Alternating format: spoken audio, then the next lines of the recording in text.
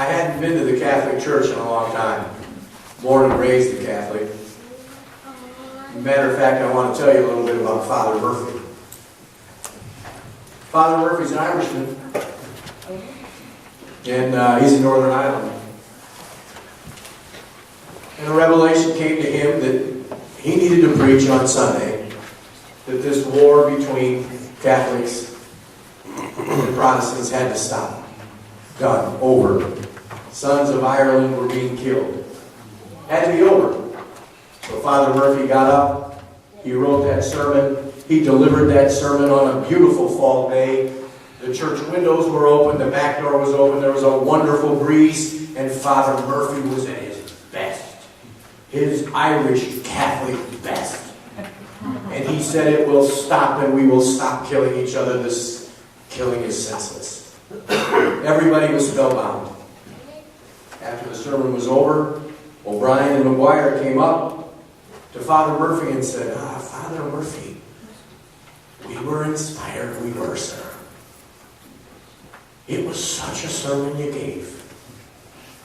But, Father, I couldn't help. But when the wind was blowing through the church, your robe opened up.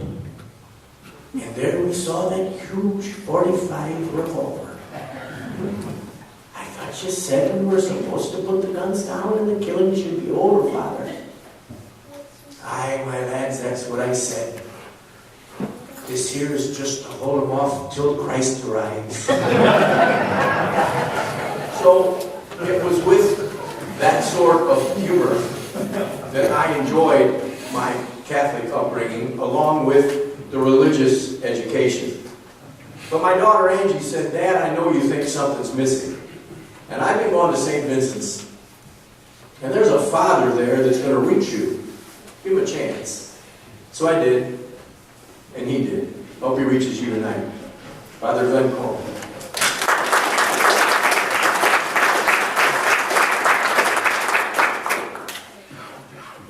The night is long, and as I said, Catholics are used to these like 45-minute things, so.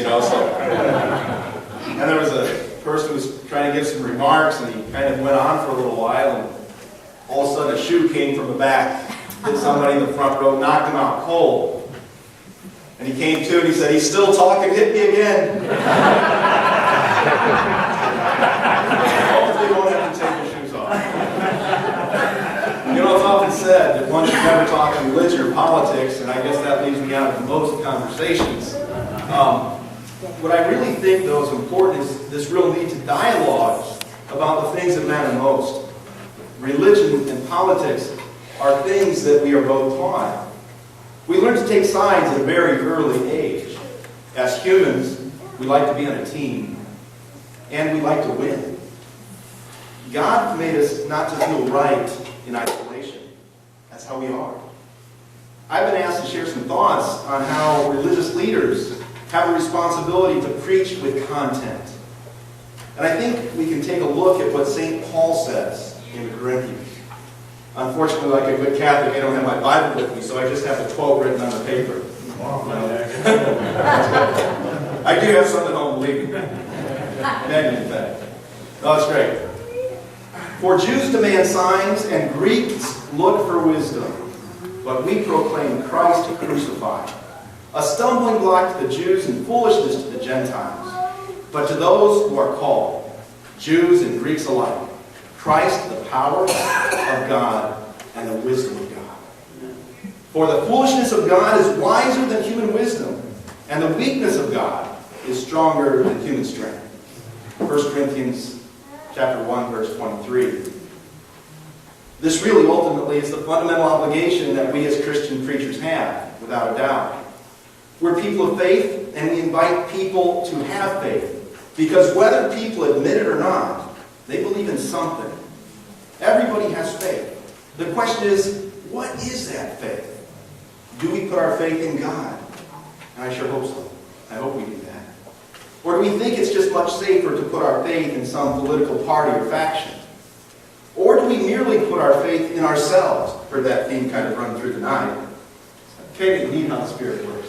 It's a couple of things in here. It's just kind of been said before. I think St. Augustine, an early Christian, lived in the 300s, said it very well. He said, I believe so that I may understand. Faith leads us to be able to comprehend and understand things. I'm convinced that something is not true. Now this could be shocking. I believe that things aren't true just because the Bible says so. I believe the Bible says so because it is true, you see. Because truth is so powerful that even if people don't have the Scriptures as that shortcut, they can still uncover that truth. And what a beautiful thing that is.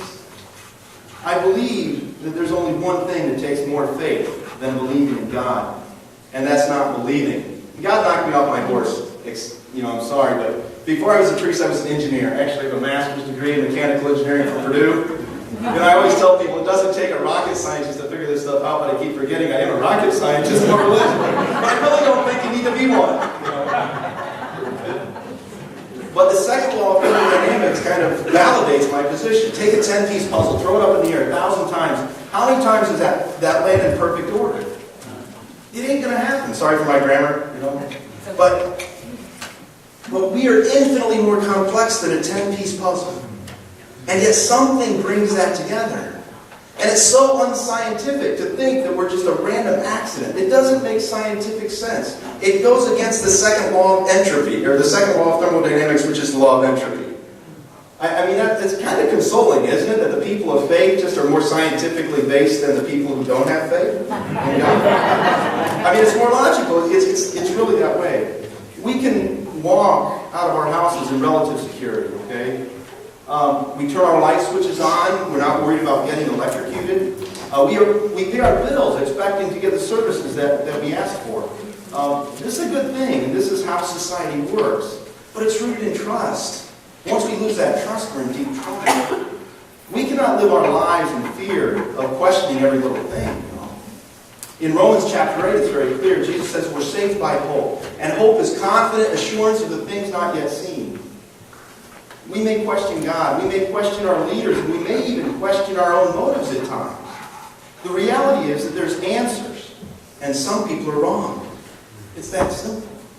It's not easy to know. Humility is so important, but there are things that are right and there are things that are wrong.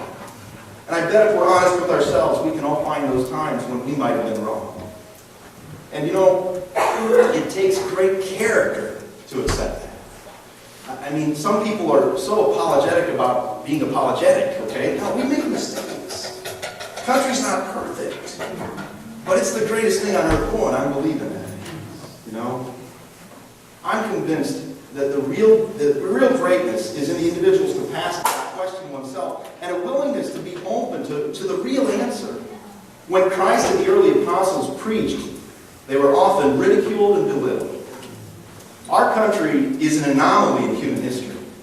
The form of government that we have in the U.S. is technically a republic, as you noted so well, rather than a pure democracy. A pure democracy is simply majority rules. So, if the majority would say that up is down and down is up, these conventions would have to change. Our republic was founded on the natural rights of the people over their leaders. It's no mistake that the Constitution begins with the words, "We the people." The Christian theology of antiquity has the profound insight that people are fundamentally and intrinsically good. You read Genesis chapter 1. God makes all this stuff. It's good, it's good, it's good, it's good. I'm not sure if Monday he says it's good, but it's good at least 6 out of the 7 days. And on day 7, he says it's very good.